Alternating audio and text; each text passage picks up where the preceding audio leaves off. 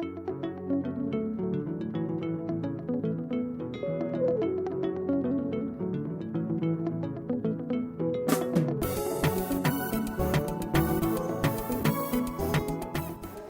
Dr. Astridah Maseka. I'm an obstetrician gynecologist by profession, a holder of a master's in public health. I'm currently doing my master's in section reproductive health under the Merck Foundation scholarship. So initially I was offered a diploma in section reproductive health. Following the completion of my diploma, they offered me a master's, which is what I'm doing. From the knowledge I've acquired, the course is just amazing. Being an obstetrician, I think it has sort of like enlarged my understanding of sexual reproductive health. I think it's amazing. The tutors I've had over the period have been amazing. They're engaging, and also the way they've structured their course outline makes it very easy, especially for online users, to sort of like feel as if you're in a one-on-one class. As I said earlier on, I'm at a teaching hospital. That's the largest referral hospital in Zambia, Women and Newborn Hospital. This is where maternal health is the largest. It's the largest and the final place to get to. So we, amongst other gynecological issues that we attend to, subfertility is one of them.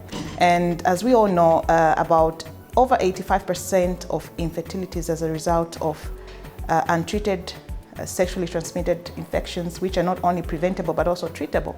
So we get to see a lot of women that are having subfertility. So my general perception and how to manage them, and just how to be able to, maybe I would say empathy. Now I understand it more. I've understood it from a point of the psychological impact it may have on my clients, which I used to see even then.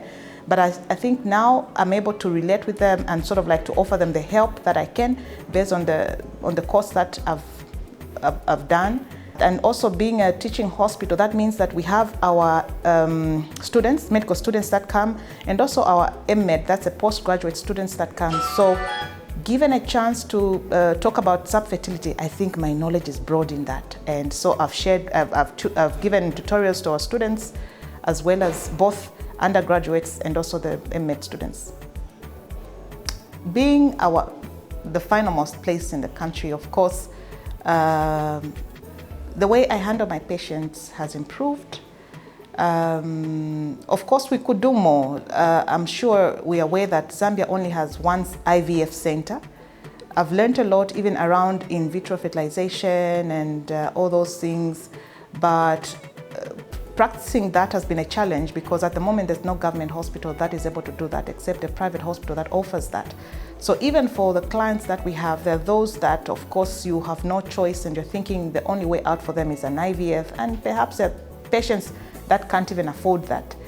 A few successes of that I've seen has been around maybe a couple that has subfertility and you can't explain what's causing the subfertility. Both male and female are okay, and then I give them a trial of these ovarian boosters, like maybe letrozole, and after a while this couple conceives. From my own little experiment, it's not a trial, but from my experience, I've noted that letrozole I've gotten better results actually with that one compared to clomiphene citrate.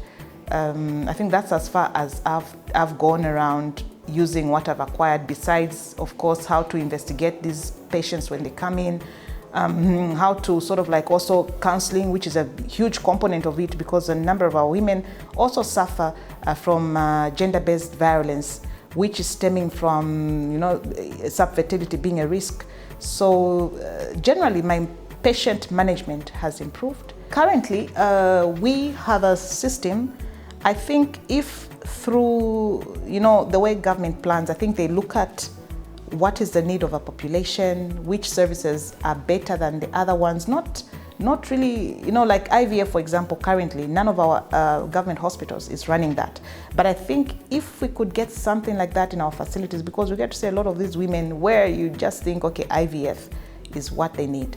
And Lusaka IVF being the only place and no competitors, of course the prices are on a higher side and not most of our patients can afford that. So if we had to have such a facility in government hospitals, I think it would go a long way in helping our patients. my project for my master's is around the relationship between gender-based violence and infertility. It's a literature review, so basically I'm looking at the sub-Saharan Africa. That's how much I've gotten, interested in this infertility thing. From my own experience, the teaching environment is excellent. The student advisors are on point. You make an arrangement for a call, they're there, they'll call you. They sort of like even are there to see you through. But besides that, I think also the Merck Foundation, I don't know how to call them, the Merck Foundation, there are these people from Merck Foundation that are ever keeping an eye on us, ensuring that you are doing the core, finding out how the course is doing. They are ever supportive. So there's a great support system from the Merck Foundation itself, from the school, in terms of the student support. The tutors are also excellent. And the structure of the courses are in such a way that it's not only interesting, but also it sort of like opens your mind widely, because half the time it's actually, you research around studies, like authentic stuff, you look around papers, you discuss those. So I would 100% recommend it to somebody that has interest in sexual and reproductive health. Thank you, Merck Foundation. I think you are doing amazing around issues of women, infertility. That's just amazing.